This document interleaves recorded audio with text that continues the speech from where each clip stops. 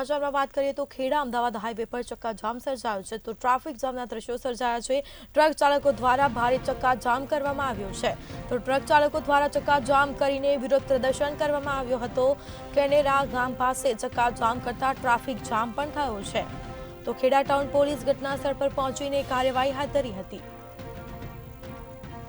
તો Kheda Ahmedabad national highway પર ચક્કાજામના દ્રશ્યો સામે આવ્યા છે। ટ્રક ચાલકો દ્વારા ભારે ચક્કાજામ કરવામાં આવ્યો હતો।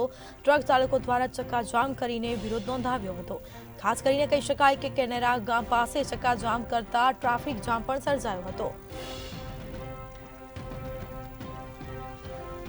તો અવરજવર કરતા લોકોને પણ ભારે મુશ્કેલીનો સામનો કરવાનો વારો આવ્યો હતો। ખેડા ટાઉન પોલીસ ઘટનાસ્થળ પર પહોંચીને ટ્રાફિકની કામગીરી હાથ ધરી હતી તો ટ્રક ચાલકો દ્વારા ભારે ચક્કાજામ વિરોધ પ્રદર્શન કરવામાં આવ્યો છે।